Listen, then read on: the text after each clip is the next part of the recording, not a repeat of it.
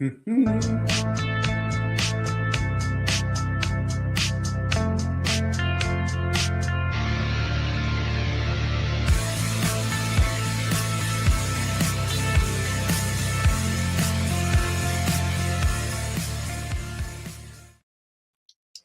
Liberty Live, episode 94. We've been doing this weekly for not quite 2 years, getting towards or creeping towards. That's crazy, dude. 94 episodes of this? This is number 94. I think in all the weeks over these last year and a half plus, there was one weekend we missed, or there might have been a weekend we were, Yeah, like El Salvador. I think you broadcast a little bit in El Salvador, but yeah. I filled in on some days, but there was like one deliberate week we were just like, we're both got too much going on. We begged it. But to think about it, every Saturday for all these months, showing up, talking, bantering into the world, the universe. There was another kind of weird, random bunch of news. I don't know if you paid attention to like Newsweek this recent past 7 days. I have not. Oh man. Hey, where's our original episode, dude? You know, so we didn't have faces then. The thumbnails didn't have faces. Also, once we switched to like just going live and streaming this way, YouTube separates the category from like uploaded videos to live. So when you go to the first live videos were, I don't know, it was like episode 40 or something. I can't remember. Yeah. And it's just so people can see. Before you press on with the news thing, I'm sorry to interrupt, but here we go. Just so you can see what this looks like here. That was our original set. Hey, look, I'm wearing the same shirt. The same coat and the same shirt. I'm wearing the same clothes. I am wearing 30 pounds less fat. Actually, yeah. How many burpees have you done between then and now? Oh, God, dude. Probably 15,000. Wow. Crazy. I have done probably hundreds of push-ups. Really? That's pretty good. In a year. How many burpees have I done? I have been trying to do I have been trying to just do like push-ups and sometimes burpees, but I'm not as dedicated like going to the gym and focusing on areas. Oh my God. Just between scheduling and weakness of brain, So to give you some perspective, since that time, if I average, I have done 80,000 burpees. Yeah, well, it showed. I think it was I hadn't seen you in a while. After you'd moved and I hadn't like seen you in person for some months, and then we met in Vegas, and I noticed, I was like, dude, you've been working out. Oh, thanks, man. Yeah. Well, I was, that whole career path for me, like working in the justice system was not. That's an unhealthy environment. Yeah. Hey, what's up, Johnny? How dare you? How dare you? I know. I'll catch 80,000 burpees, dude. Come on, somebody try and catch up. 80,000 burpees is a lot of burpees. Like, that's an insane amount of burpees when I start thinking about it. Like, because I was thinking like, maybe, I don't know, 10,000, 15,000, who knows, right? But I actually just added it up the other day as well. I've since I started taking golf seriously, that has also been something around 80,000 golf balls I've hit, which is sort of insane to think about. But what I can report now is if I think anybody goes out and hits 75,000 golf balls, you're going to get better at hitting golf balls. Yeah. Okay. Ritz does not care about hitting golf balls. I care about hitting these golf balls right here. I got to share my thing. So with practice, Alejandra has been practicing. Here you go. So yeah, this swing right here. How's that? It just, hey, what's up, sweet Biddy? How are you? Good morning, Biddy. This is Miss El Salvador's, or Miss Bitcoin, I guess now is what she's calling herself. Miss Bitcoin. In terms of the mechanics of the swing, I'm going to give that one a 1. In terms of the person swinging, different matter. Different. That's a different scale. But in terms of effectiveness, I don't think that's very good. But she's got the beginnings of it. Like the thing that's interesting about female golfers is they tend to rely on a thing called a gravity swing, where they're like, guys tend to try and muscle their way through it. Women tend to use physics and gravity to power their swings. They still use, force or whatever, but you can see it in the way they swing. They tend to swing more fluidly, and they can they get actually higher smash factors than the men do as a general rule, because their swings are more efficient. They're just not as fast. You see what I'm saying? So it's actually kind of funny, but it reminds me of like, it's this very consistent sort of bifurcation between men and women. Like I went to a rock climbing wall in Seattle, and this thing is like 4 stories tall. It was no joke. And I was like shaking in my boots when I looked at it. I was like, what? You want me to climb up that? And then some kid who's kind of like, nah, I'm going to go make, I mean, I'm not going to disparage the kid, but he climbed up this thing like it was nothing. And I was just like, and the chick I was with was like, so you're not going to do that, but he can. And I was like, all right, I guess I'll go. But they tell you on the way up, use your legs. Don't pull arms. Like this is not a pull-up competition. This is a stepping ladder climbing competition, right? And so me, like apparently like 90% of guys the first time they get on a rock wall use my arms. Like the problem was, by the time I got to the top, my forearms were so fried, I was like, I'm gonna lose my grip on the wall. Like I was shaking in my boots. Yeah, your fingers literally just can't hold your. Yeah, I was just like, oh my god, you're harnessed in, like nothing's gonna happen, right? But still, by the time I got to that little like thing at the top where I went tink, I was like, oh god, get me off this freaking thing, because I don't know how much longer these little things are gonna work. Yeah. But the chicks will just do because they're not trying to rely on that strength. Same thing. Guys will rely on upper body strength, and the key is that solid grip with your feet and your posture, and your hips are close, and you hold a strong core and legs. So yeah, the thing that is designed to move you and propel you. Yeah, use that, not your arms.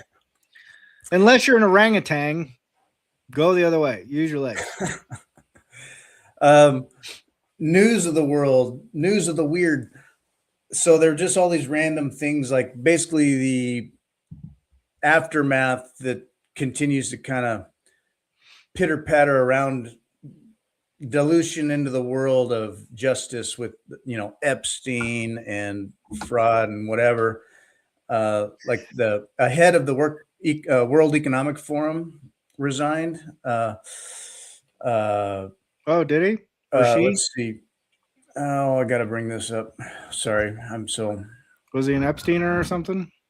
Yeah. So people with whatever loose or supposedly loose ties to Epstein, people find out. Head of the World Economic Forum resigns over ties to Epstein. Brende steps down from the World Economic Forum following an independent review. So there's like these investigations and reviews going on where, some people just said, well, we just had lunch. Well, what kind of lunch? Well, mini lunches. Okay. Talking about what?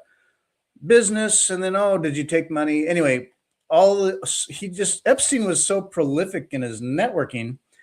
All these people are tied up. And then it's kind of like almost at a point where it's kind of like, prove you weren't guilty. Which you can't do, which is problematic with this whole little thing anyway. Like right now, if someone says, hey, prove you didn't cheat on your wife, good luck. Like it's impossible, right? You can't do that. Prove a negative. Yeah, you can't prove a negative, right? So like trying to prove a negative association is not a fair metric to apply to these people, regardless of what they were. But you know, the funny thing, if you really step back and think about it, you go, well, how long have they had these documents? Well, they're just getting released, really. So there was a lot of speculation. That's not the question. The question is, how long have they been available? Oh, they've been sitting on them. So that's another thing about it all is that, so things that I hear, it's not like I'm a real expert on this, the judicial process or the investigation that's been going on, but it's like, so he's got all this stuff in his apartment, and then, okay, there's stuff on the island, and then stuff on a ranch in New Mexico somewhere, or whatever that was. And then who knows where else, but they sweep in and seize stuff or whatever. Though, at least at his New York apartment, there was something about how they went in and took pictures and kind of sat on it for a bit, but then realized there was some technicality of the warrant that they couldn't take it or remove it until they, or maybe they found something out, but they had to like upgrade or modify the warrant. And so they told someone who was not part of like law enforcement to just sort of make sure nothing happened, and people left. And then it was like a day or two later, they came back and shit was missing. So they got some stuff, but maybe they missed some stuff. Then it goes and sits in a repository.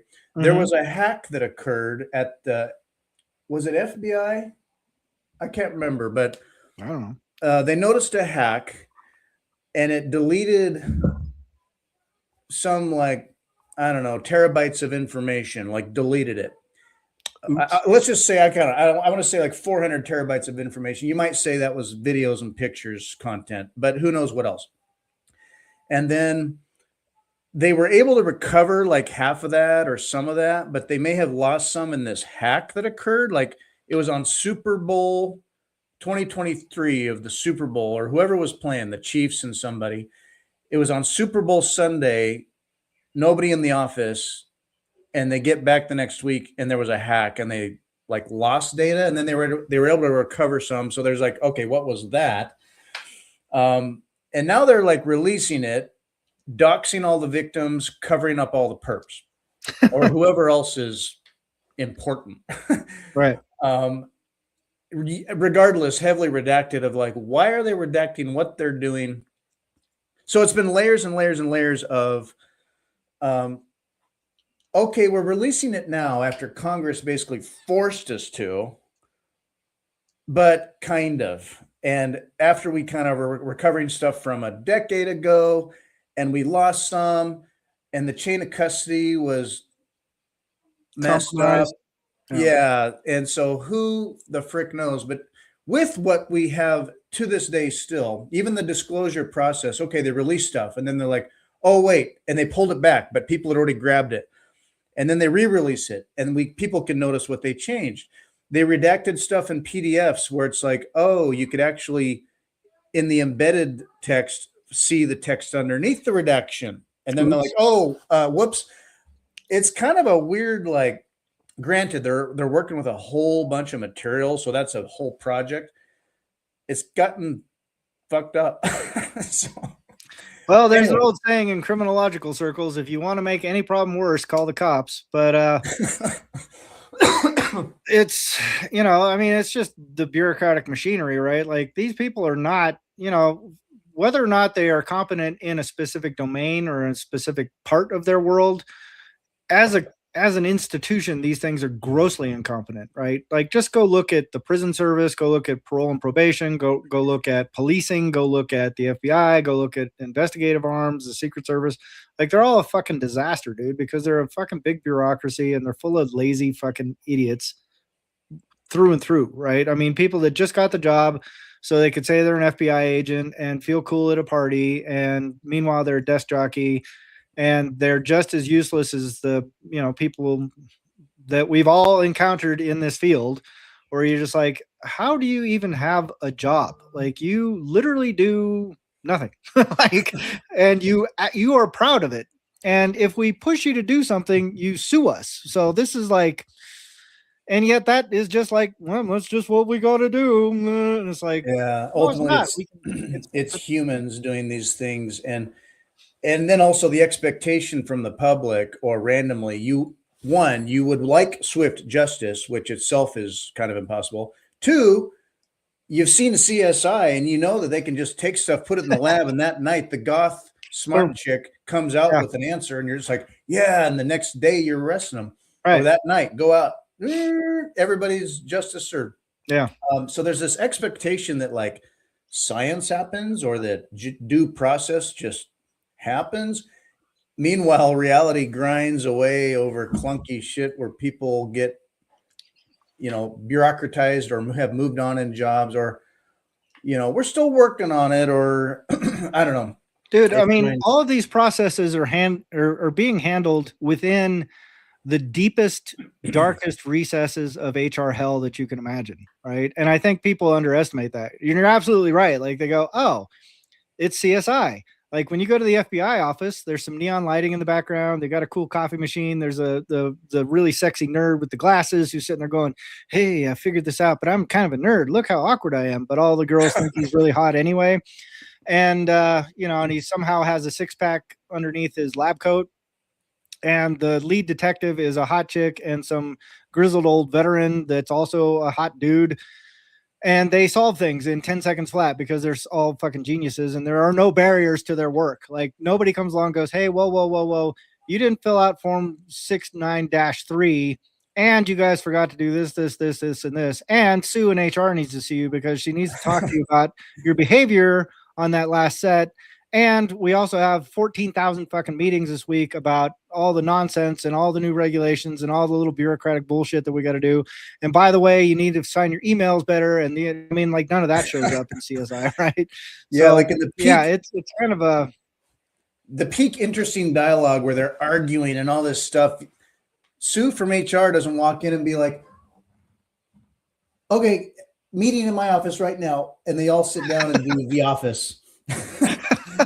No, exactly. No. Right. They argue and fight or even throw a punch and they move on and solve the crime. So they don't have HR in that show. Yeah. So not just that. So here's what God. Jesus Christ. Johnny Midas, I got to read it. Malibu Sober House with Matthew Mellon. Oh, Bank of New York, Mellon. What the? Not a well man is an understatement, sir. Named in the torture killing of 2 girls at Epstein's Zorro Ranch. What the hell? I have not heard of that before. I mean, that's just the thing is like, I believe that shit's going on all the time. There's things in Belgium. Talk about corrupt, that whole basement tortured kids involved with the police and judges and government. Yeah. And 20 years ago in Belgium. So worldwide, like, shit, these people. So in any case, it's one thing to have had a meeting with Epstein or been on his island and be like I would just say, like Adam Beck, just explain it all, say what it was, move on. People can move on. When it's quiet or mystery, it's like, huh? And when you wait a second, hold on, back up. You just said Adam Beck? Adam Beck? Well, so he's in the Epstein files? Oh, did you hear about that? Oh, dude, we could have talked about that last week, it's been a few weeks now, but the last biggest dump. So, well, all respect to Adam Beck, and I don't know or think necessarily that anything happened. Mempool.space took money from a company that Epstein funded. Epstein funded Mempool. Adam Beck was on the island, had meetings through, I can't remember the guy at MIT. So MIT was, working on stuff with what became Core and early crypto stuff. Epstein was into Bitcoin early, just as a technology, blockchain technology, and funded that stuff. Epstein gave a bunch of money to MIT and the head of that research group that turned into like working on Core. And was funding a lot of stuff, but people working on blockchain stuff. Yes, Epstein was funding. It turned into this whole meme about, well, there was this, it was kind of like the quantum FUD.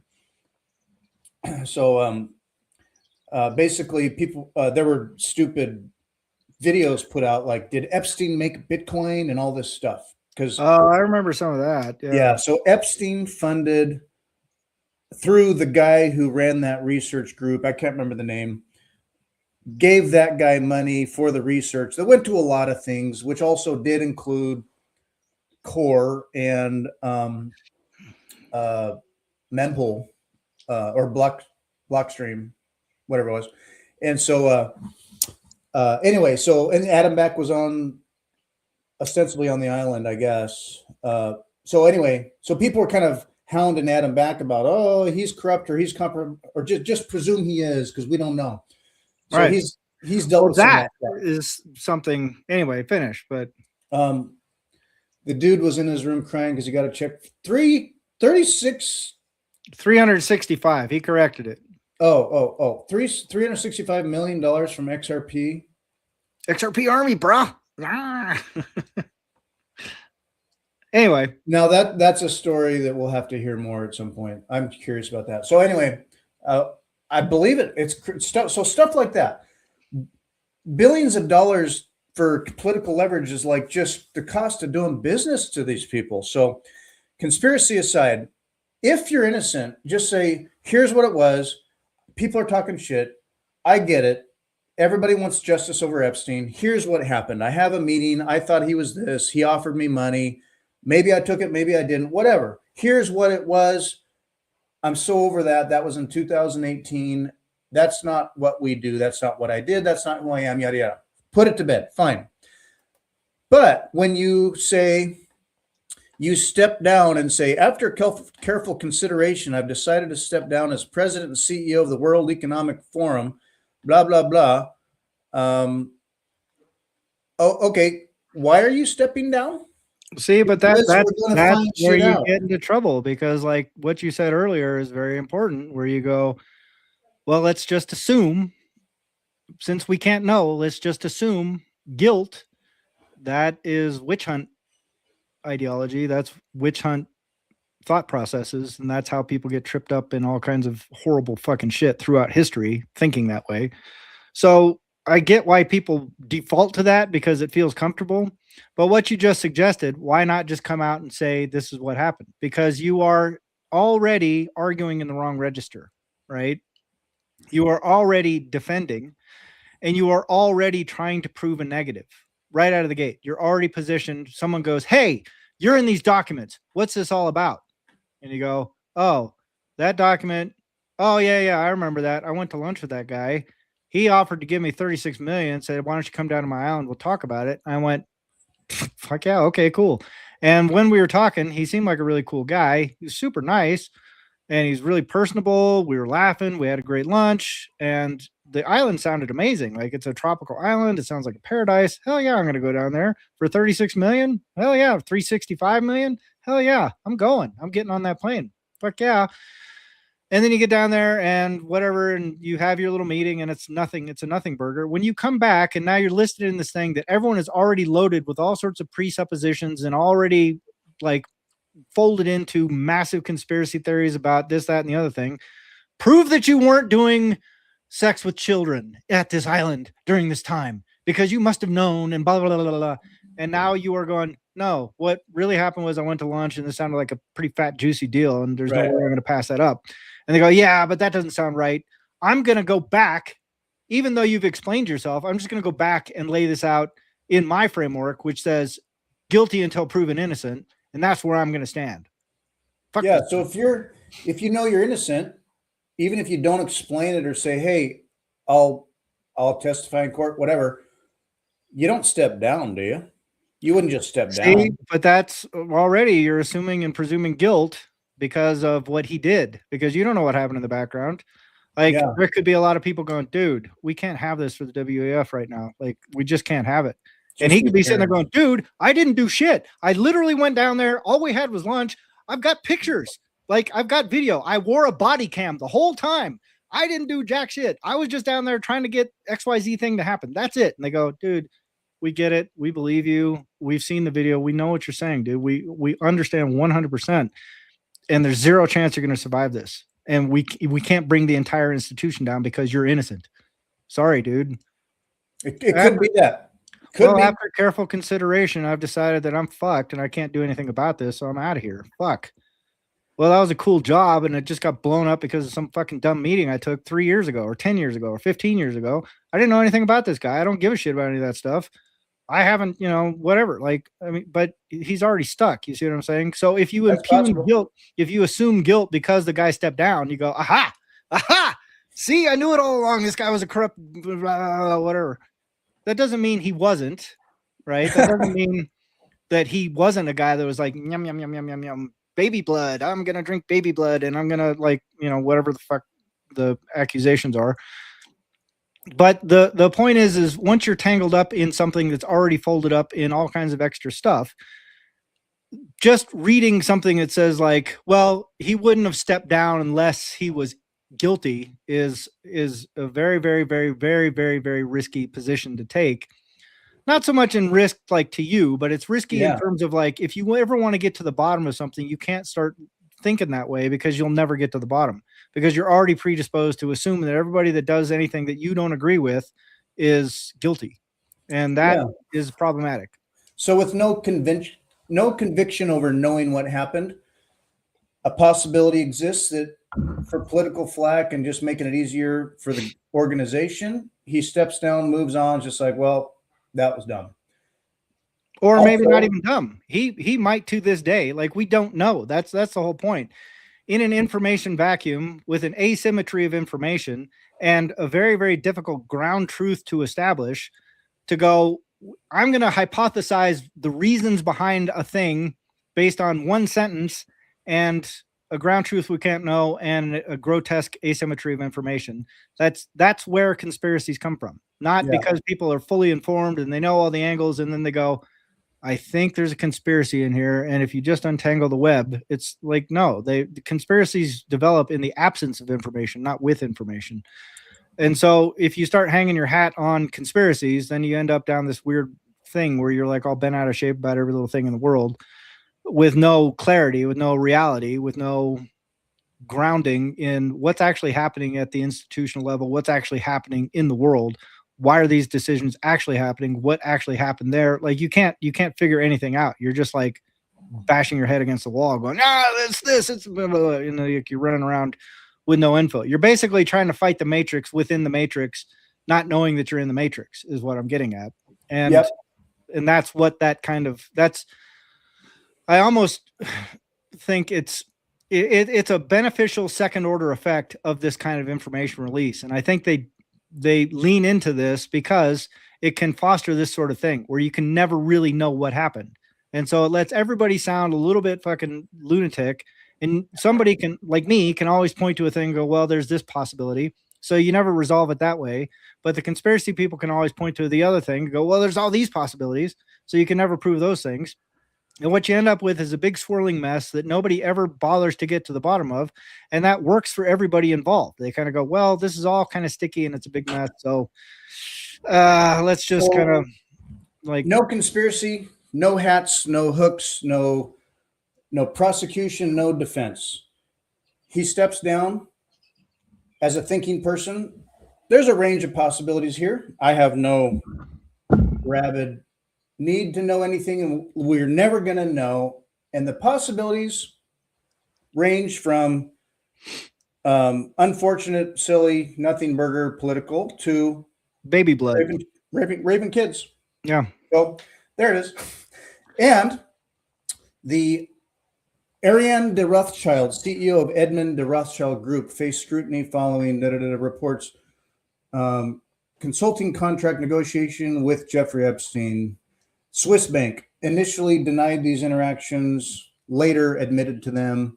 So this gal's under investigation with connections to Epstein. So the fallout from all this Epstein stuff keeps going. She had over a dozen meetings with Epstein, negotiated $25 million consulting contract in 2015. She's been involved in Swiss court battles, other stuff. So anyway, she controls 66% of the Edmund de Rothschild Group being investigated for Epstein. So more fallout from Epstein.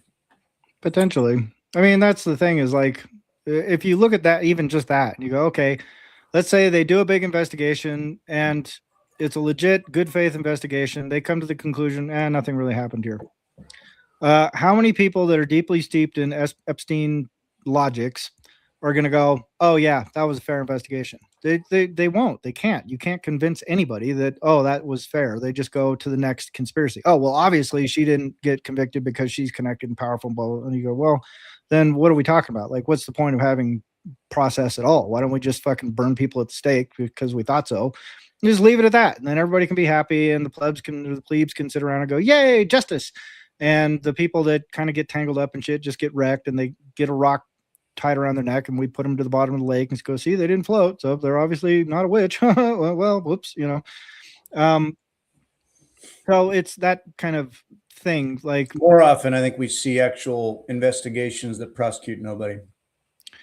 Well, that's true in criminal justice. That's true across the board. There's a reason why prosecutors use plea bargaining as a tool, because if they had to investigate everything and do a legitimate investigation, their conviction rate would drop to about 30% rather than 95. So they recognize the problems of investigating something thoroughly and then trying to prosecute something based on that.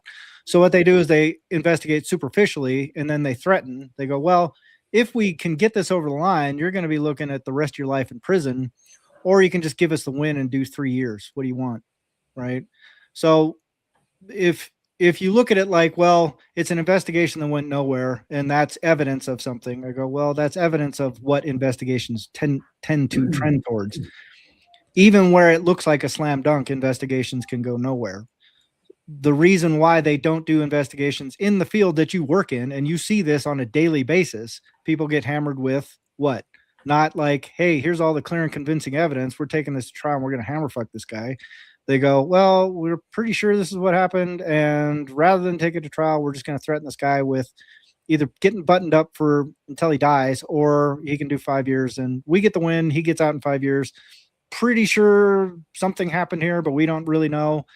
And meanwhile, all kinds of people get caught up in that dragnet where they're just like, but like, we were just complaining about the samurai guys getting the same fucking deal.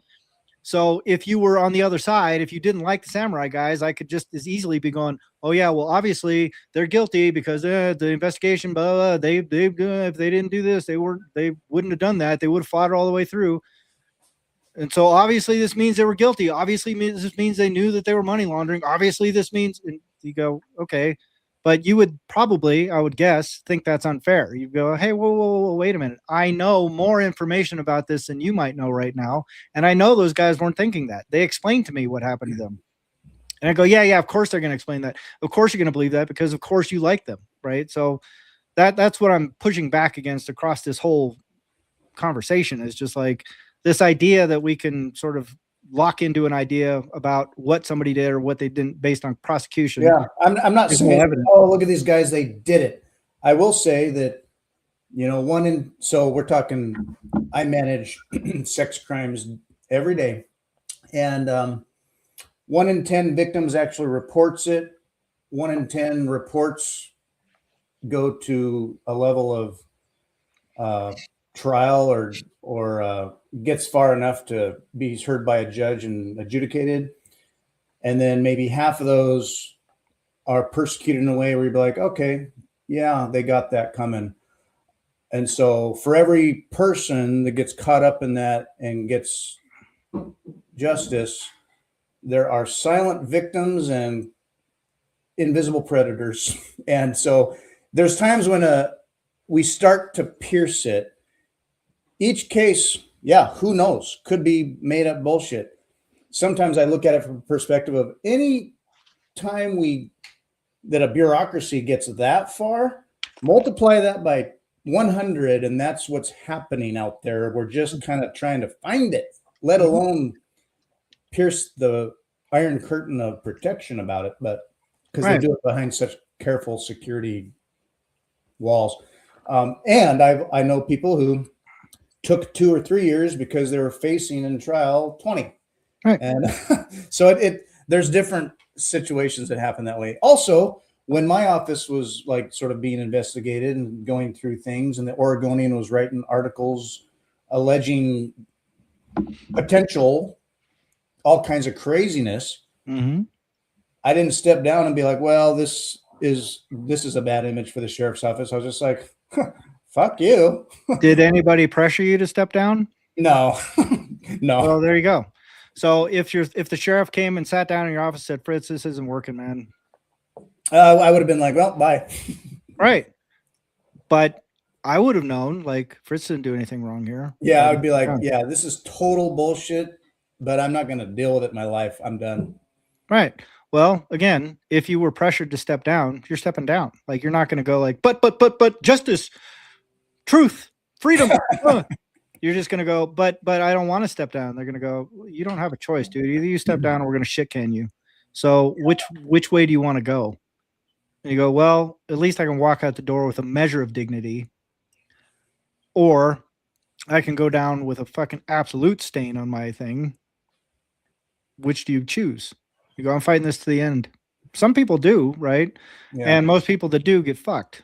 Occasionally someone will fight it and win, but I've met in person no less than 500 people that said, screw that, I didn't do this, I'm fighting it, and now I'm doing 25 years. Oops. And I asked every one of them, would you do it different? Oh yeah, I had no idea. I had no idea this system worked like this. I thought because I didn't do anything, I was going to be okay. I thought justice would prevail. I thought the truth would come out. I thought people would see this. I thought. But it's the exact same thing the samurai guys just said publicly, repeatedly, right before they got buttoned up in a federal penitentiary. We thought that truth would prevail. We thought this judge would be fair. We thought the process would protect us. We found out that's not what happens. So when you look at the WEF guy, you go, is he guilty? Is the process going to protect someone like that?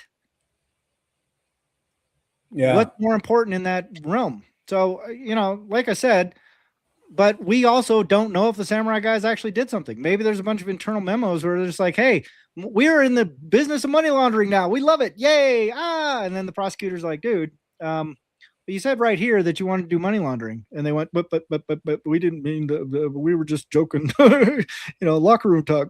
Right. So like, you'll never know the truth of what happened in Samurai. You'll never know the truth of what happened on Epstein Island. You'll never know the truth of what Bill Gates said to who, when. You'll never know the truth of whether or not Epstein hung himself or some guy snapped his neck. You're never, ever, as long as you live, going to know, ever. So the predators in the garden cannot be known and shall continue. It shall all continue. Well, I mean, we don't know, that's the difference between a criminal and a person who's not a criminal is a prosecution and a conviction, not necessarily behavior. I see people daily where I go, you're just like one step away from being a murderer. Like the people you see flipping out and screaming and yelling, and losing their shit in a fucking Starbucks because someone got their latte wrong. You go, that person has no control of their emotional state. They have no control over their behavior, especially in public. And they are willing to project all of that out in an aggressive fashion. That is a recipe for someone to lose their shit in the middle of a domestic dispute and stick a kitchen knife in someone's neck.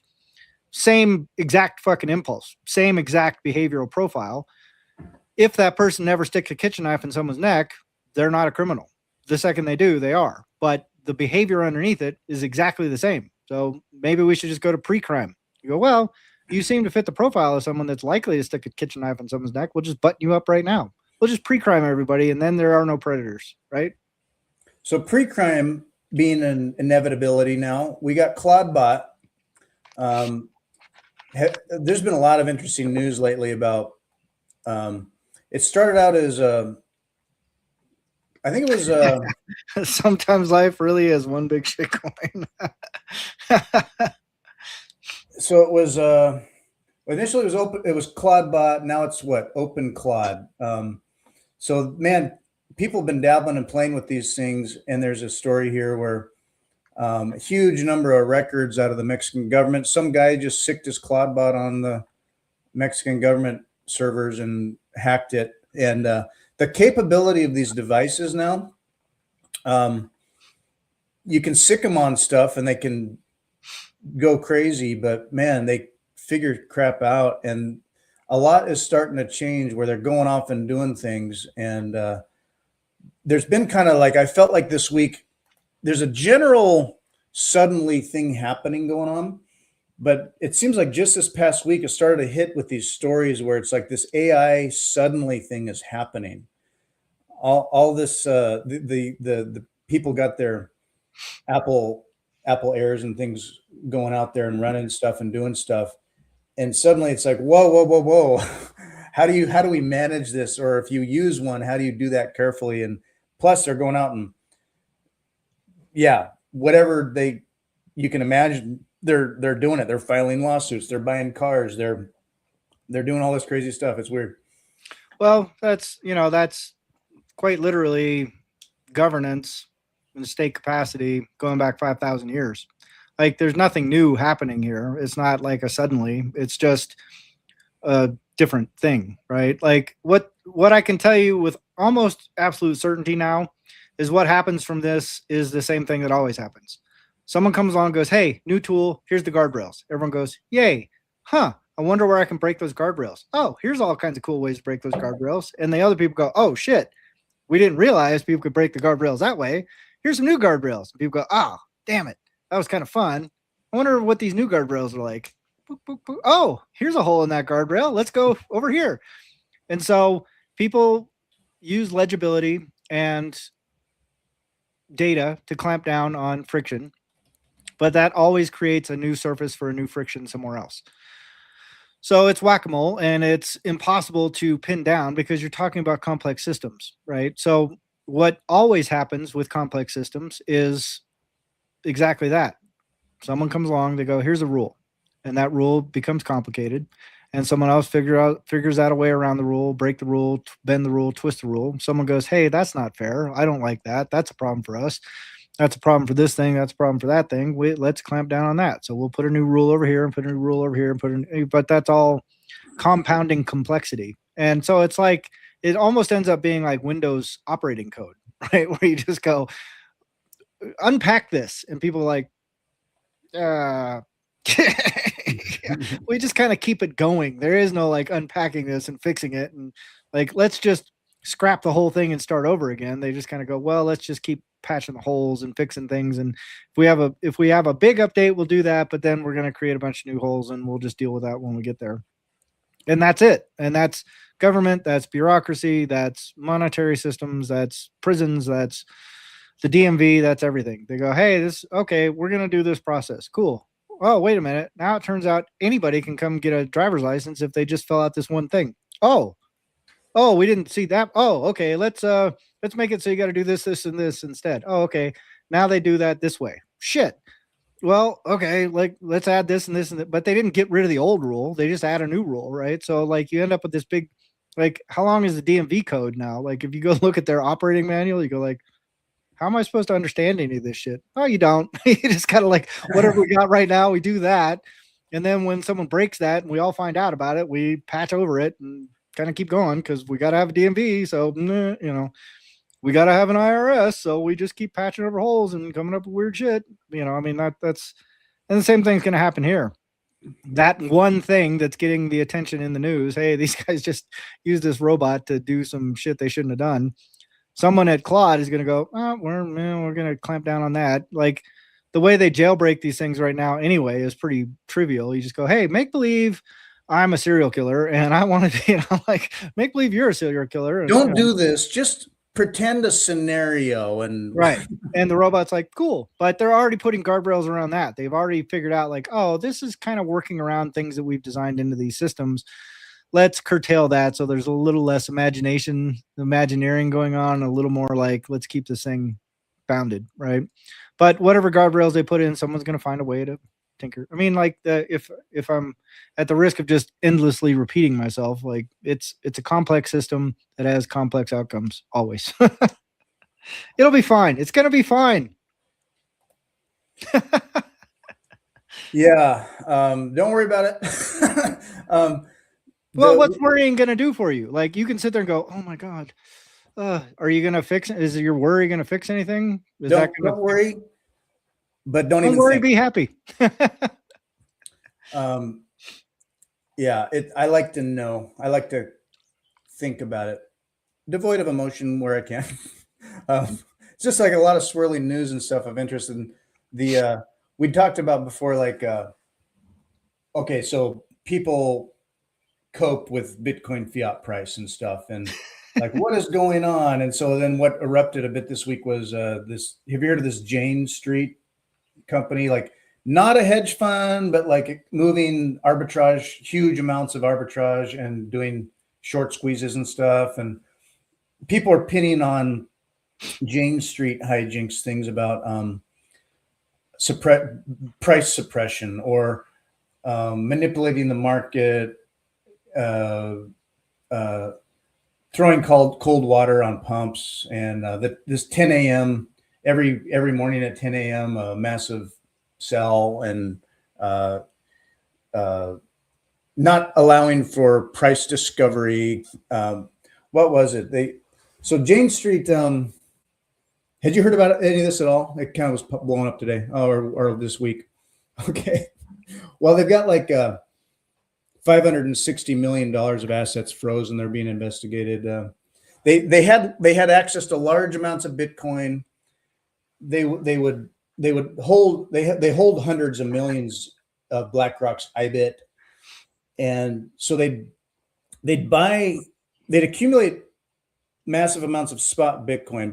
They'd buy spot Bitcoin, and then they'd open massive short positions, and they'd sell large amounts of Bitcoin, and within minutes sell kind of trigger some like, oh, people were day trading or whatever. They'd trigger some selling, and when the price went down, they'd close their shorts for profit, and they'd lose a little money on the spot, and they'd buy spot again while it was down, buy back what they sold, create like a short squeeze, create FOMO, push prices up again.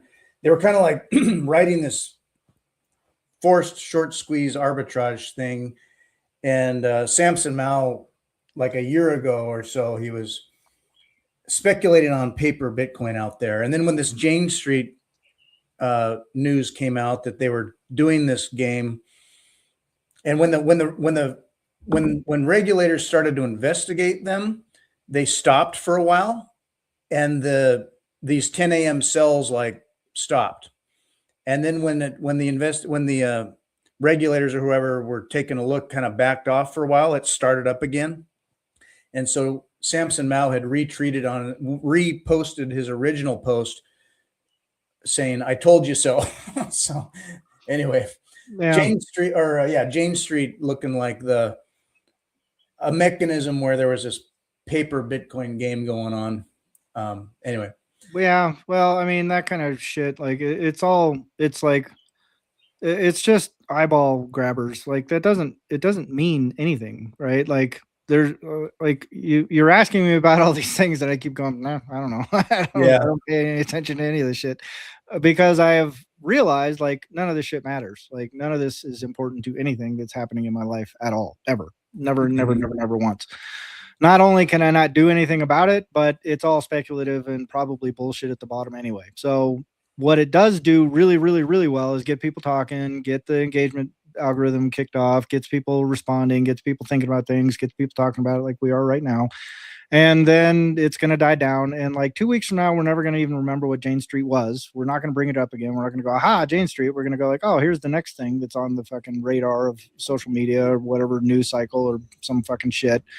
Whatever people have pounced on to talk about that week is going to be front and center. And then it's going to move on to something else. And then rinse and repeat. And I'm going to go, yeah. But at the end of it, I go like, okay, so you're talking about a company, like if you just step back and look at it from an institutional perspective and you go, okay, it's a, however many $1 trillion asset and these guys have X hundreds of millions of dollars to tinker with. What are they doing? Who fucking knows, right? Like somebody somewhere was like, I think we can make money doing this. Really? Cool. Is it legal? Probably. Let's find out. I don't know. And then they spin this fucking thing up and then they run with it. But to go like, well, because there's all kinds of other metrics that you could point to that would counter that entire narrative. And you wouldn't have to dig very far to find other metrics that go, well, it could be explained by this, or it could be explained by these 50,000 other fucking things. Primarily, like no retail buyers are buying fucking Bitcoin unless they're buying it in IBIT or an ETF or something like that. So Oh, are they manipulating price? I don't know. People have been accusing whales of manipulating price since Bitcoin was born. Oh, it's all just whale games, and whales are all colluding, and they're suppressing price, they're pumping price. Is it real? I don't know. All these exchanges are doing this thing where they're doing fake liquidity and they're playing Sam Bankman-Fried fucking games and yada yada yada. They're all doing that. Is it real? I don't know. Well, Sam Bankman-Fried, we found out it was not real. Or it was real. Like he was absolutely 100% doing that kind of shit. And Machinsky was also rehypothecating and just gambling with your money.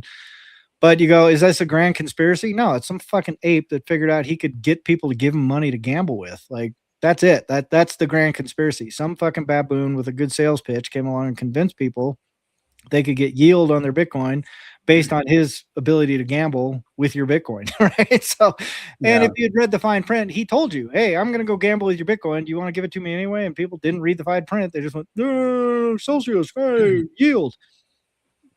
You go, all right, well, whose fault was that? The baboon that likes to play fiat games and was hoping for fiat outcomes? Or like how many hodlers that kept their Bitcoin in self-custody, ran a node and contributed hash got wrecked by Machinsky? Zero. How many people are going to get wrecked by Jane Street's price manipulation in 20 years? Zero. How many of those people, I should say, are going to get wrecked by MicroStrategy doing or they're doing or this, that, or the other thing?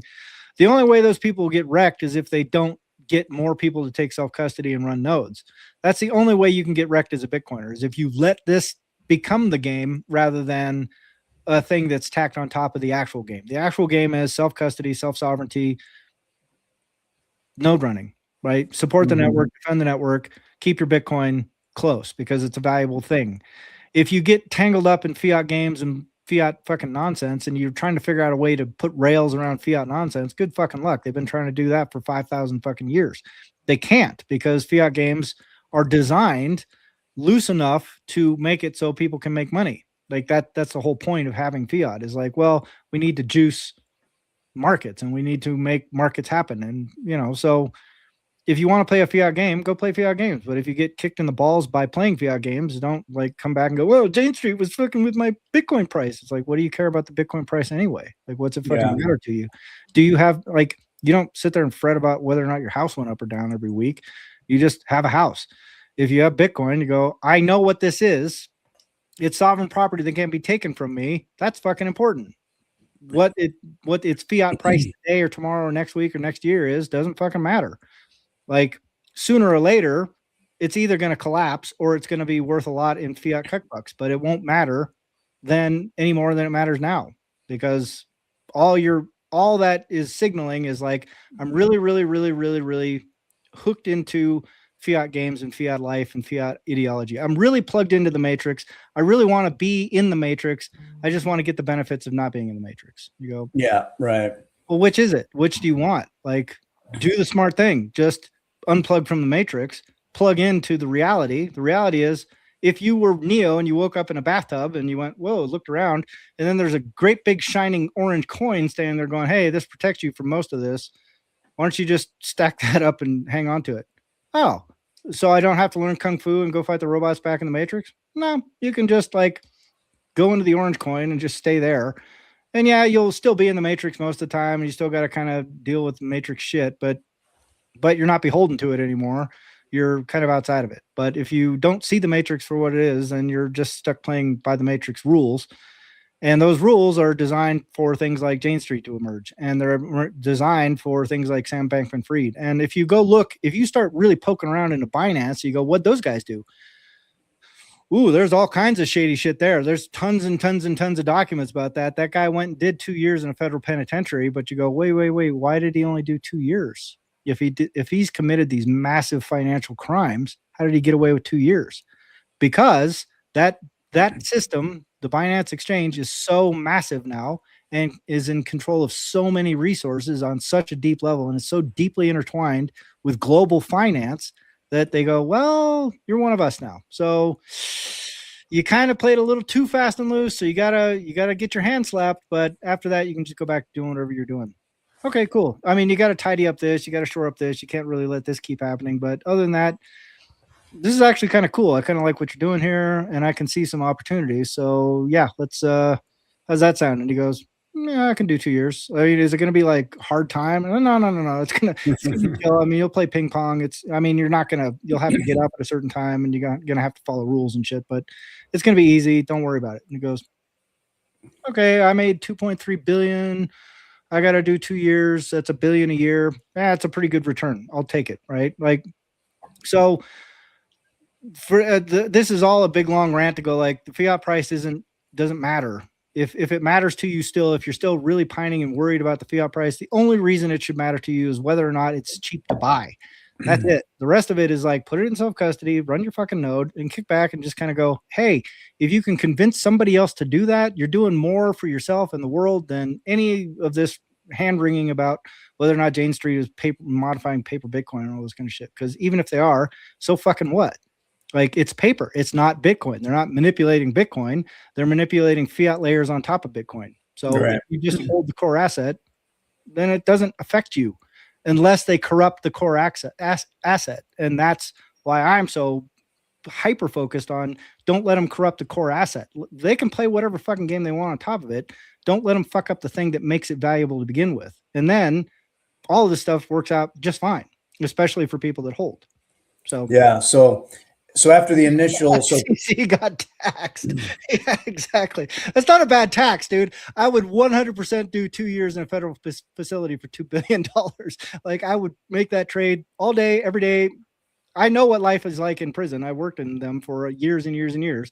So I know even in places where it's not great, people live in those situations. It's I would get my master's degree. It would be like the most, exactly. It'd be the most contented sabbatical I could ever have. It's just club motel. Yeah, exactly. And if you're not getting shaken down every day, or there isn't some guy that's trying to make you his girlfriend or something like that, which, like you can avoid if you know what you're doing. But but the thing is like that guy walked into that prison like a rock star because, they're like, oh, dude, we're all the white collar guys. And like, man, like I got buttoned up for, white collar crime and $50 million. You got buttoned up for white collar crime and 50 billion. That's fucking high five, dude. Yeah. Way to go. Nice. So you come out of it not only you come out of it not only with your money, but a new network of guys who know guys and whatever the hell you want to get done now. That's kind of another cycle of all that too. I mean, it's if like you wanted to, you know guys who know guys. But if you think about the people he was in prison with, he wasn't in prison with like, some thug that was like knocking over liquor stores. He was in prison with guys that are like, well, I got pinched in this money laundering thing. And like, I was doing all this regulatory arbitrage and I kind of thought I was on the right side of things, but then this prosecutor got a hold of it and, he tried to, he wanted to put a feather in his cap. So I got buttoned up. I have to do 18 months. Kind of not really that big of a deal, but it was a really, really effective thing. If we had just done XYZ, we could have avoided all this stuff, but we would have made, 15, 20% more. And CZ is like, oh, hey, when you get out, give me a call because we have the exact same problem with this jurisdiction over here. And he goes, oh yeah, I'm more than happy to. Yeah, happy to. Yeah, let's have a meeting. We'll go down and meet on your island. I think that's what Sam Bankman-Fried is saying is, I was pushing the line. I got caught up in a little bit, Well, he got boned, dude. Like he's not getting out for a long time. Like that guy's got 20 years, Yeah. So there's Fiat Cope. Jane Street pops up. It's an excuse and a reason, and certainly fraud. And then, so I found this. Certainly fraud. It's not certainly fraud. Come on, man. Yeah, let them play Slaughterbots. Well, they were. I guess if you'd call it breaking rules, where they were acting like they were acting like a hedge fund, but they didn't have those regulations or credentials or something like that. Have they been convicted of anything? Nope, they're innocent. They're completely innocent. Right. So there's not clearly fraud. There's just like they're clearly innocent. Well, there's allegations of potential. There's allegations of $500 million seized, I guess. I guess we'll find out. So the unpopular take was that let's just presume if Jane Street was preventing the right kind of price discovery and preventing price, everyone should be thanking Jane Street for the cheap sats. Yeah, so, you should. Yeah. Be grateful. You can pick up Satoshis for like, which would you rather have? Like, you'll never see sats below 100,000 again, or hey, you might be able to pick up some sats for 40 grand. And especially if you spent the last year or two, if you're new to Bitcoin and you're just like, hey, I kind of get it now. I kind of see why this is important. And you're watching the price go up and up and up, and you're going, oh man, that sucks. And all of a sudden it knifes down to nothing. If you're a noob that doesn't get it, and then you go, Bitcoin is, I shouldn't have done this. Yeah, well, then you've already lost. But you've already shown your colors. You go, well, oh, you're just a fiat bro, and you were just looking for a fucking quick payout. Okay, well, have fun staying poor. But if you're the person that goes, hey, I get it now, I understand. And all these people that I trusted were telling me I'm never going to see it below 150,000 again. We're wrong. But hey, this looks like a great opportunity to me. I don't have a 1 year time preference. I don't have a 5 year time preference. I have a 20 year time preference. And on a 20 year time preference, I go, 40,000 is better than 100,000. like, by every possible imagination, by every possible metric, unless you really, really, really hung up on fiat games, that price is an opportunity, not a downside. You're not going, I should have. You just go, oh, I can get more now because I still have to play fiat games. I'm still playing in the fiat world. I still pay rent in fiat. I still buy my groceries in fiat. I still buy my clothes in fiat, and I still have fiat. Like I go and tinker away in fiat mines to get fiat rewards, but I can convert those things into something that can't be taken from me. And now it's on sale for 65 grand, and maybe in a few more weeks or months or whatever, it'll be on sale for 40 grand or maybe even 35, which I'm kind of rooting for. I'm really, really hoping for. I'm guessing it's probably going to bottom around 40, 45 is my guess. But I'll tell you what, I will be here on this channel if we're still going on Guess Who Just Bought a Bunch of Fucking Sats, because I don't buy them based on emotion. I don't go buy them based on my gut feelings. And I don't go buy them based on seat of the pants or what some fucking asshole says on Twitter or what some fucking rainbow chart by some fucking PhD says. I just go, well, I'm just going to keep it simple, and I'm going to rely on a metric that seems to be pretty robust. And then I'm just going to buy it and I'm going to sit on it and I'm going to go, yay. And then if it goes up again, I'll go, yay. And if it goes down again, I'll go, okay, well, I'll just wait until my little metric says to buy some more, and then I'll do that. Pretty easy. Yeah. And guess what? Meanwhile, when people go, State Street, BlackRock, I go, huh? Well, okay. Yeah. If you're worried about that, sure. I don't know. Yeah, a lot of the reaction is one that, various alleged fraud, waste, and abuse occurs. Two, that impacted the Bitcoin fiat price. And so a lot of it's been negative. Like, can you believe it? I mean, sure. No, I don't like that stuff. But then you get to the Bitcoin price and it's like, well, most of the reaction I see, at least the initial natural reaction people have, is like negative or this is bad and all that. I'm looking at it like, okay, let's just say it did impact the price. And I think there's so many other big factors going on at play with the Bitcoin price. Let's just say, okay, for whatever reason, the fiat price is low and could go lower. Keep stacking, stack. Yeah. What's your time preference? Right. Stack now, stack. Yeah, 1000%, dude. Like, that's what I'm saying is like people, when you hear people talking about price or whether or not price is being manipulated or whatever, they're talking about fiat shit. That's only a fiat metric. That's the only thing that's measuring.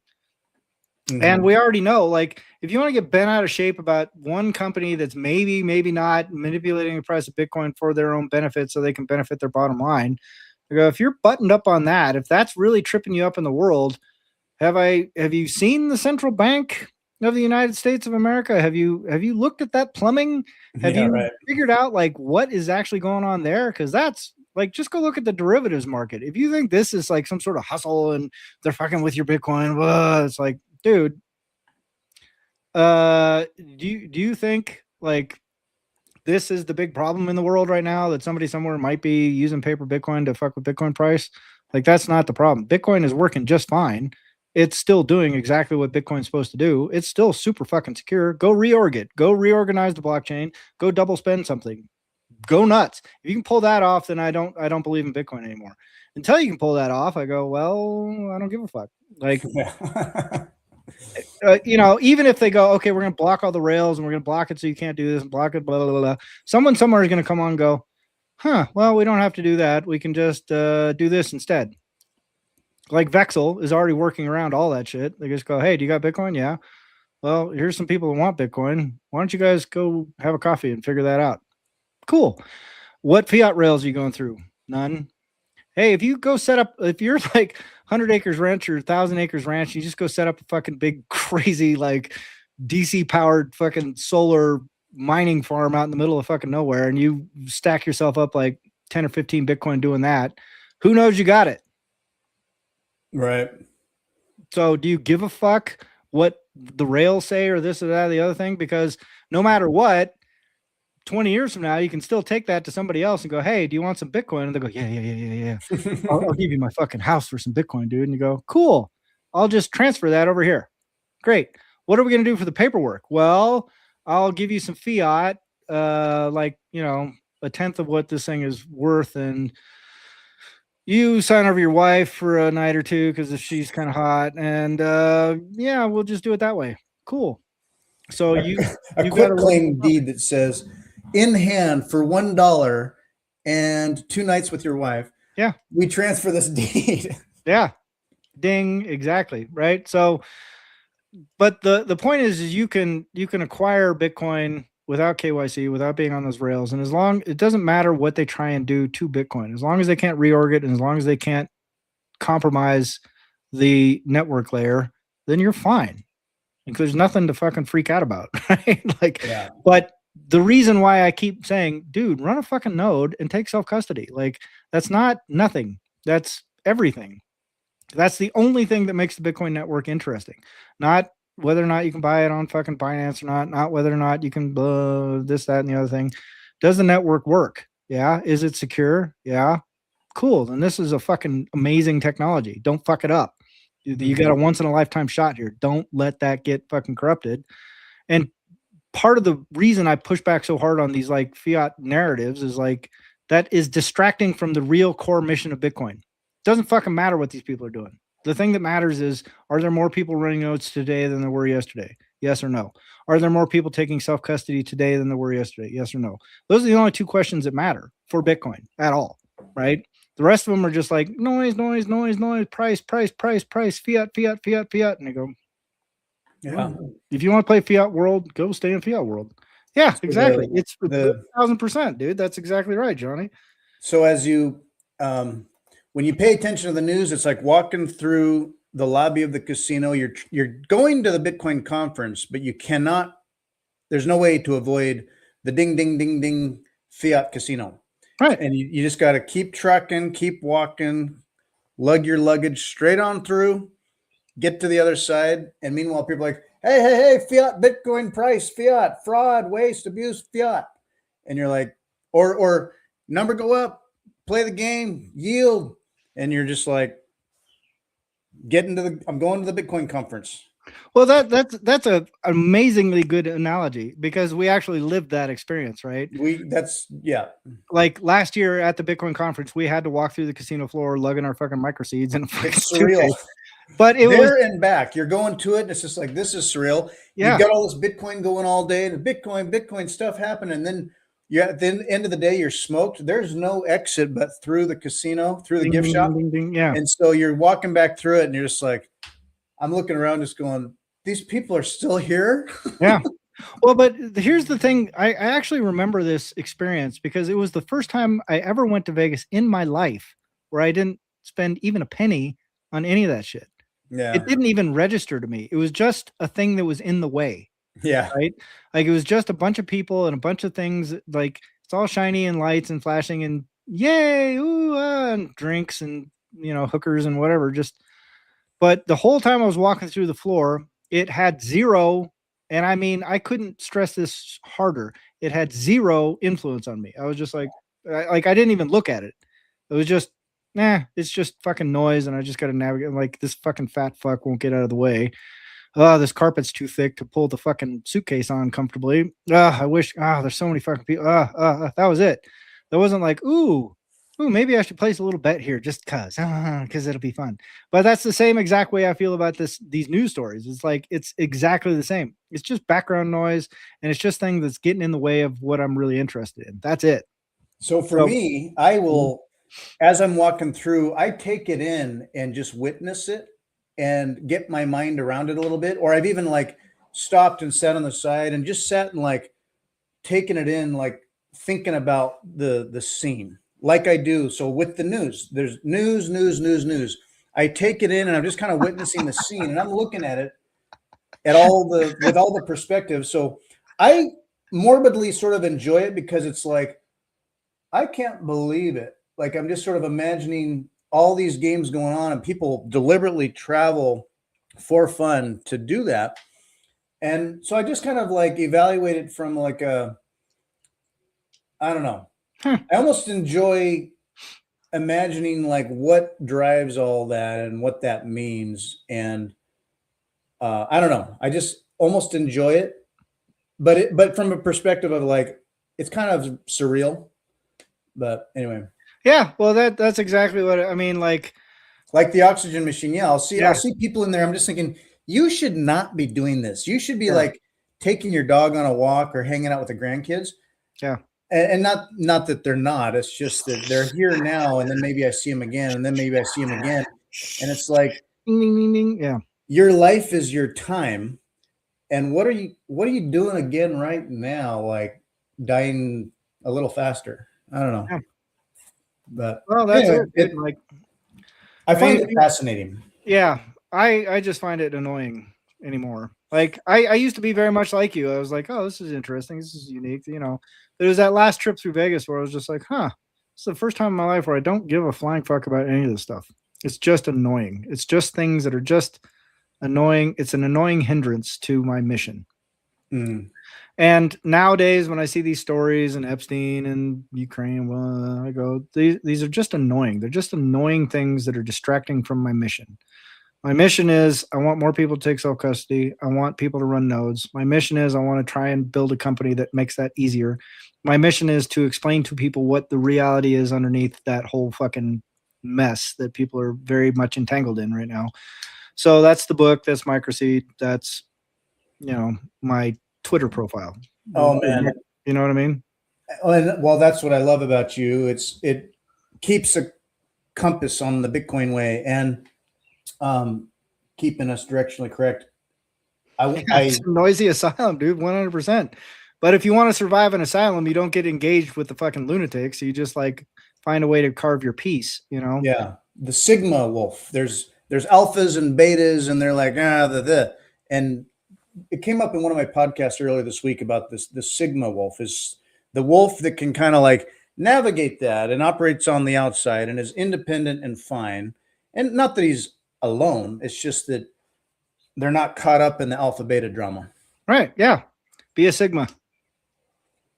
And I 21E15, baby. I can't wait to I keep wanting to talk more and more about your book where there'll be this could be the ESTM podcast for a while when that's done, and it'll be on my mind and it'll be kind of reframing, redefining a lot of things as far as like part of me I kind of wait for your project because you're busy and working on it, and that when you're done or it's out, it's like a thing to be talking about a lot. And I keep wanting to go to the extractive state theory of money and what that whole game is, going into a lot of talk about, say, just in the epilogue about it all. Like, oh yeah. So understanding all this. Yeah.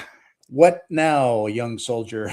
God, I can't wait, dude. You know, what's funny is like when I first wrote that and I first sent you those first drafts, like I was, like a lot of it was sort of like verbal vomit into an LLM and then having the LLM sort of like frame that into a coherent thought and then more verbal vomit and then, iterations and stuff.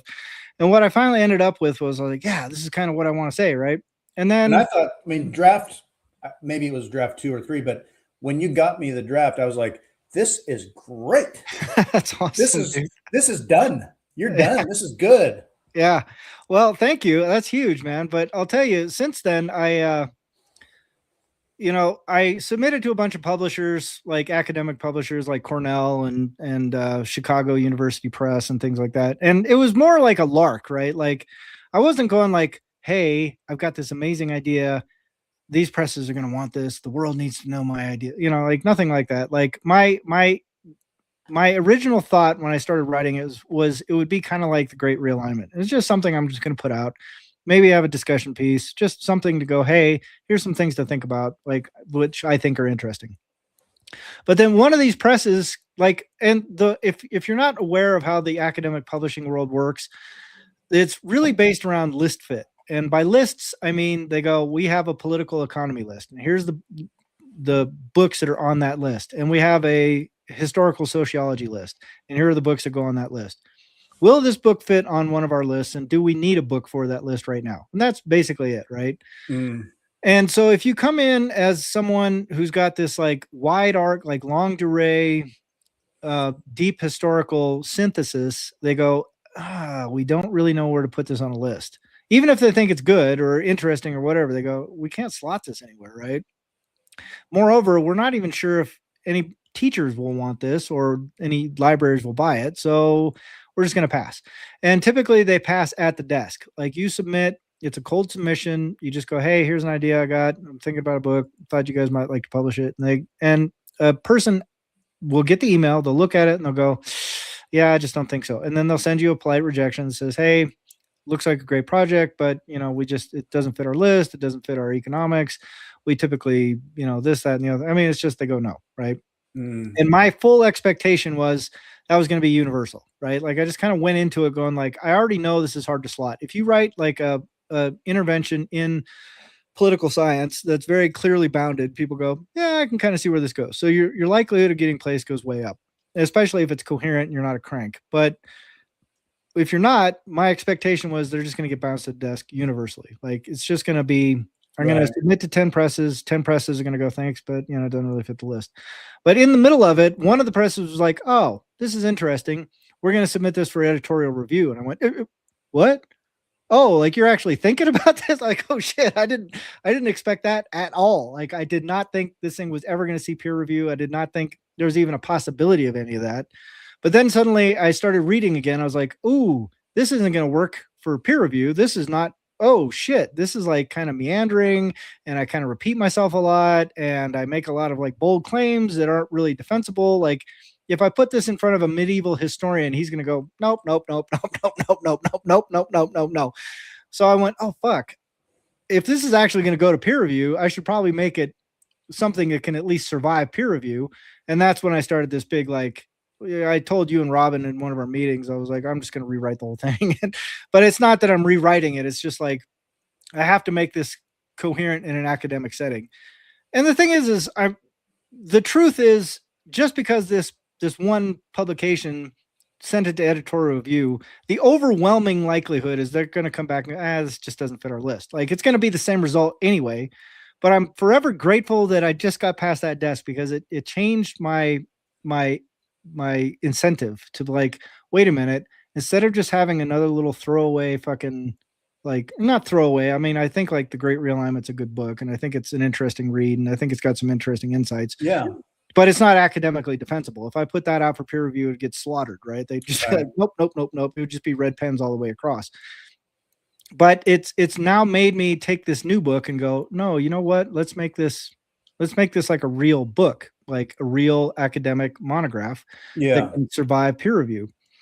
And that has made this book so much stronger, so much better. The argument is so much tighter now. It's made everything better, and it's literally just one email changed that whole thing. So I'm really excited and grateful for that, possibility, that potential to show up, not because I might get a publisher, but more because like it encouraged me to do what I probably should have done from the start, was like, no, like do this right. Like, and so that's what I'm doing now for all that big, long. Blah, blah, blah, blah. Well, and what it'll do too, is that as great of books as, the Lepard's The Big Print, Alden's Broken Money, even Saifedean's like Principles of Economics, great books. Yes. And would they get through like peer review? No. Not in a million years. Yeah, they're great, informative, correct, mostly I'd say nonfiction books. Right. But to get to the level where the quality, what you have with the pervasive references and notes, references, it elevates it to a level of like complete defensibility. Right. Like you may or may not agree, but you're not. That doesn't mean anything, right?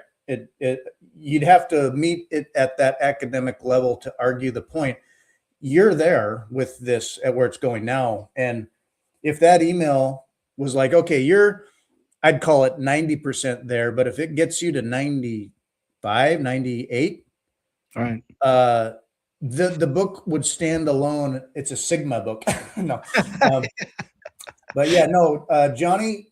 Thank you, Johnny. I have to measure. We've talked about the topics a lot before and stuff, and we will, but sometimes I hold myself back because I don't want to get into a whole bunch of stuff about it sometimes until you're done, because I keep wanting to say things about it or share a title or something, and it's not. It's got to sit in the oven for a little longer. Kids, the cookies aren't done.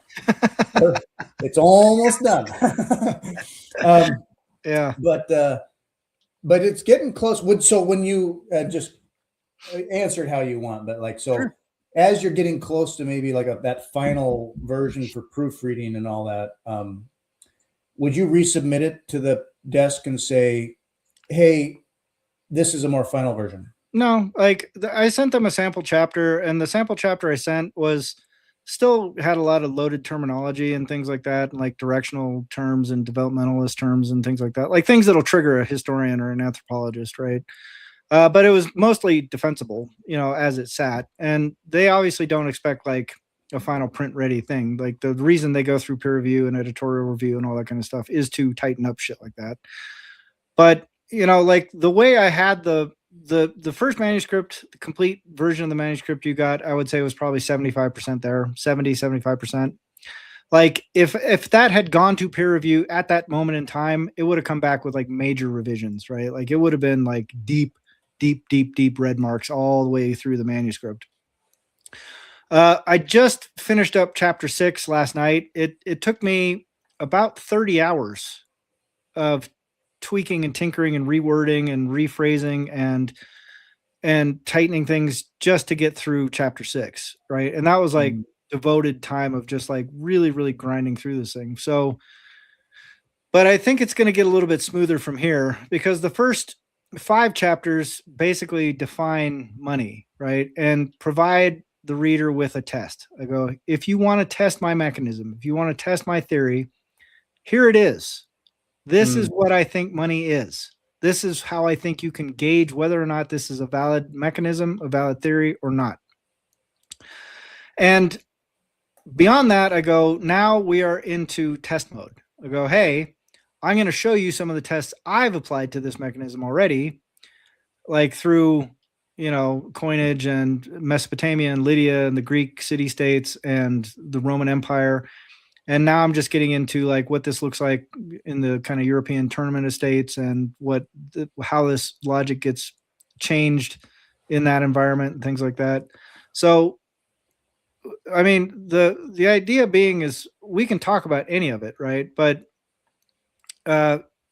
it's the process is now just shoring up basically, and it's taking a little bit longer than I thought, but I kind of almost forgot what you were saying or what your question was. I'm sorry. Oh, just that resubmitting it to the peer review. Yeah. So you clean it up so much, and you send them something that's pretty darn good, and then they're like, "Oh yeah, we're gonna pass it on," and you're like, "Oh, but I got a better draft now."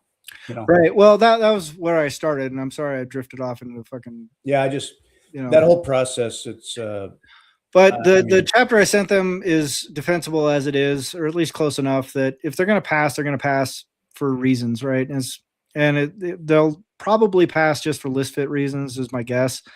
But the bigger thing is the most important takeaway for me so far is like, I'm not a crank, right? Like this isn't like a crank project where it's like, it's my pet little thing. Like I know where money came from and it's a conspiracy and, and it just says, it's not like a monocausal unidirectional thing. It's like, it's a defensible academic thesis. And so regardless of whether a publisher picks it up or not is sort of less important to me than the fact that like I have something that I know at least on a superficial level can pass that sort of credential gate, like what Johnny is talking about. And I'm with you, Johnny. Like I don't really like the idea of like, hey, I got to get past like somebody's credentials or whatever. And yet I have a deep respect for people that are experts in a domain, right? Like medieval history, especially in Europe, is like deeply, deeply documented, and it's been studied for hundreds of years, or at least 100 years, right? And these people have devoted their lives to unpacking things like how did the church interface with like the German government, or the emerging German government? How did the church influence this? How did tithing and sin and obligations and all that kind of stuff tie into broader, political projects, and how did this all fit together?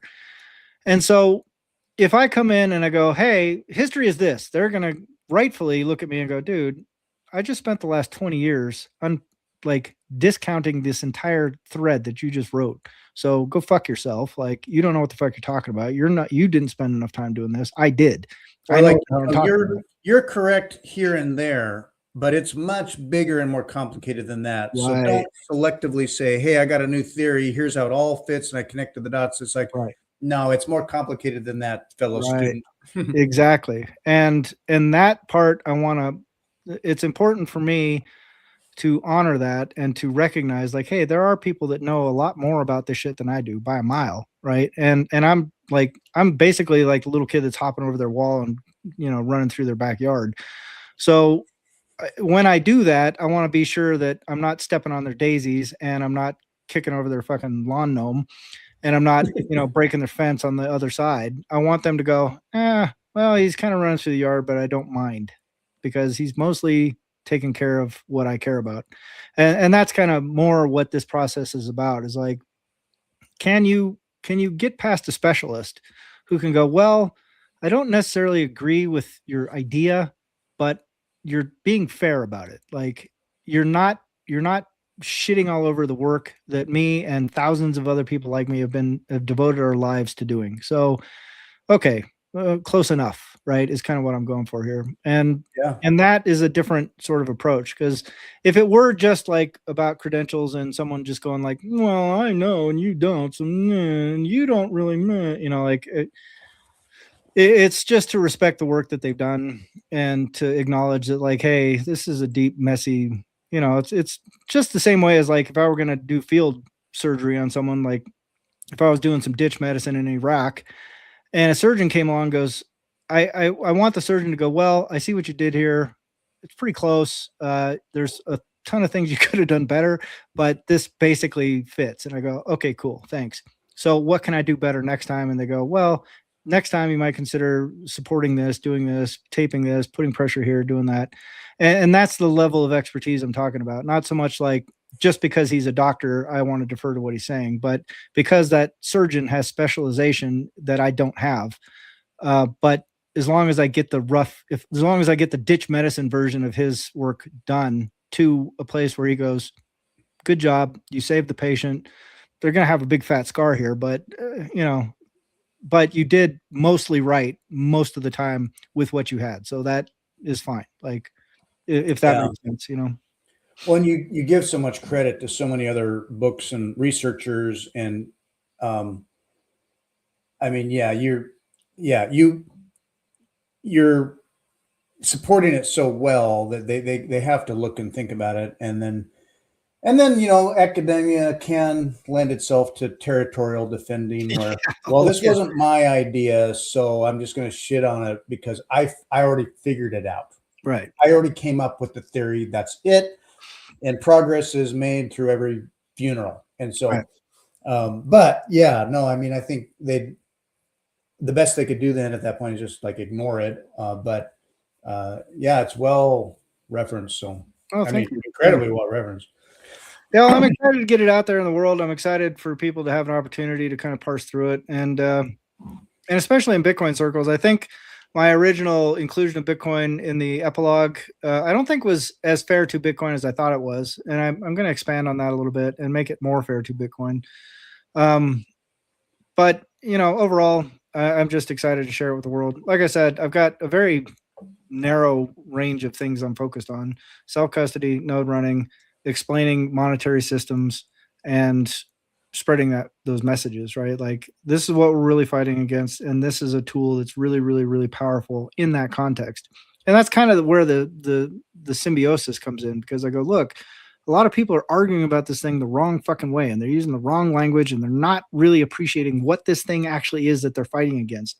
The second you can see that clearly, you go, oh, it's not just I need sound money. It's like, this thing is different and it's important because this is what the thing actually is. This is what a monetary system really is. This is where it comes from, and this is why it does the things it does. Yeah. This is why you can expect it to keep doing that forever until it completely collapses or until something completely replaces it. This is the way we coordinate people on a global scale. And it's really, really hard to dislodge that. But there are ways to increase friction in that system, and Bitcoin is a massive source of friction. And that's what you want in a legible system, is not escape. You want friction. You want friction around you. Like, I'm going to go on Bexel. I'm going to go get some non-KYC Bitcoin. Massive amounts of friction for the system because it wants to know what you bought. It wants to know where it's going. It wants to know where the flows are. And it does that for what they think are good reasons. They go, well, this will help stamp out fraud, or this will make it more accessible, blah, blah, blah. But underneath that all is they go, well, we want to know more about you. We want to know more about everything. We want to know you down to your fucking DNA if we can. And even then, people are still going to find friction. So it's a never ending fight. It's a never ending like back and forth. But Bitcoin is huge in that fight. It's a big, big, big, enormous source of friction. And that's why I will die on this hill and go, take self-custody and run a node. It's bigger than you think. It sounds simple. It sounds like benign. It sounds like, yeah, big deal, whatever. And I go, you have no idea. If you could actually see this system from a 20, 30,000 foot view, you go, oh, self-custody and run a node is not just like a slogan. It's not just okay, well, I guess so. But right now I've got it on Coinbase, so it doesn't matter. I go, it matters more than you can ever possibly know. Because it is, if you can get that idea to spread, you just introduce this massive layer of friction to this legibility project of the state.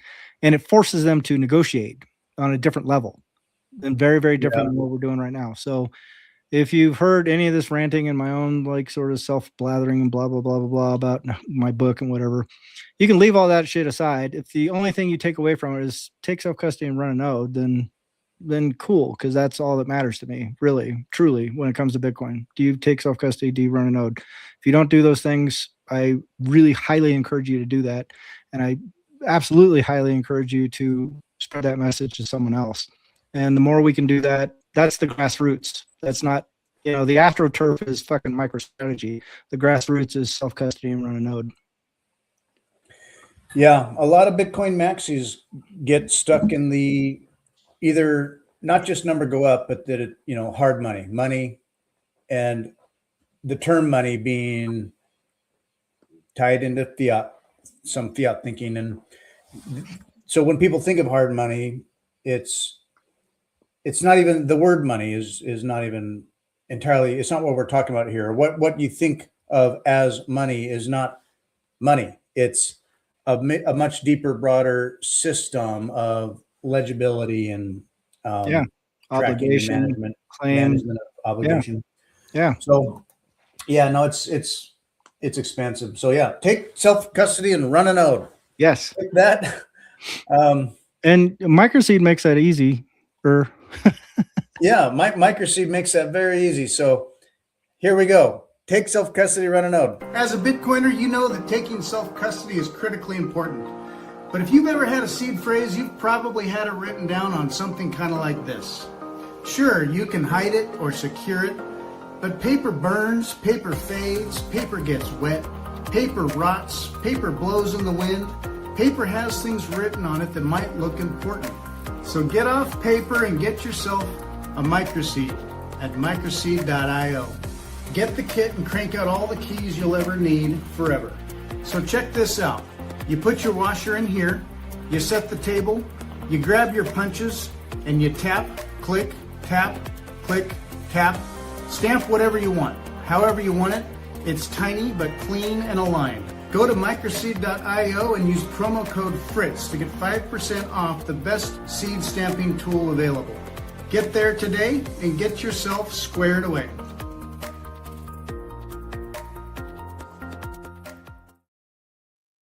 Nice. Cool. Thank you, Johnny. It's always great to see you, sir. I always appreciate you. And Sweet Biddy, I don't know if you're still here, but thank you for showing up as well. Thank you for everyone. She pops in and out and is everywhere. She's all over. I had her on last night. Nice. We played a little round 2 of Sweet Biddy. So, I've had a lot of Bitcoin Army folks on and made some rounds through that, and the Hive Mind Live at the Hive with Stacy, and nice. People like hearing it, and these frames on Bitcoin. You know, you get enough signal about TradFi or the economics, the market, the fiat, certain FUD, even espousing FUD. Some of the conversations that people like, and like what we talk about, it's kind of the meta view level of the whole system generally, and then what that means for people as far as waking up, the awakening. Yeah. There's a great realignment. There's also like a human, clumsy as it is, awkward, preteen as it is. There's an awakening kind of happening, I think. So yeah, absolutely, dude.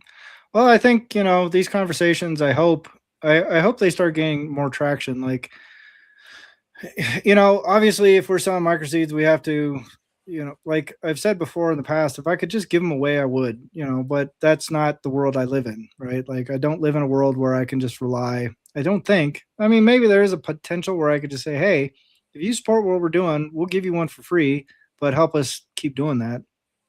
I think we would just end up like broke, but there is like that sort of Pollyanna side of me that goes, hey, maybe people would just recognize like this is important and this is a helpful tool to do that. So maybe we can do that. But at the end of the day, like if we can get that mission, that word spread, that would be the most rewarding thing of all this. Like, not whether or not my book gets published or not, if microseeds become popular or any of that kind of shit. Like, none of that really matters to me. Like, I'm fine without any of it. Like, I could leave all this stuff behind, go play golf every day and just goof around. I'd be like doing fine. Like, I wouldn't have any stress in the world at all. And yet I look at this thing and I go, it's more important than me just goofing around and playing fucking golf all the time, right? Like, it's something that's worth fighting for. And if these are the tools I can bring, these are the only tools I can bring. I'm not a rock star. I'm not a movie star. I'm not a sports star. I don't have like some platform where I shit post all day long and get 90,000 followers or whatever the fuck it is. I just have these are the tools I have to bring to the fight. And so that's the tools I'll use, We are endeavoring to carry on the torch of Satoshi's spirit. Yeah, hell yeah. So it's good work. And super looking forward to the book. Oh, thank you. Me too. I just got another, I just got to grind, another few hundred hours and hopefully get it right. We'll see. But, it's pretty much next week that's going to the copy editor. So I better get the shits buttoned up before then. And, that's why these like 12 and 14-hour days are manifesting and just a lot of like, but there's also, I got to stay on top of microseed shit too. So it's like, I can't just leave the business in the dust, but hopefully within another week, I can really focus back on, getting microseeds like shored up. And for those that are still watching, we got, thanks, Johnny. That's very kind. We've got a bunch of really cool stuff in the pipeline for microseed. So keep your eyes peeled. It's about to get really exciting. And I think it's going to be a bright orange future for everybody. So anyway. Some new offerings coming up sooner and some coming up a little bit later. Yeah, exactly. It's evolving. It's growing. It's becoming better. So yeah, cool. Well, with that, we'll see you next time, everybody. Take it easy, y'all. Bye.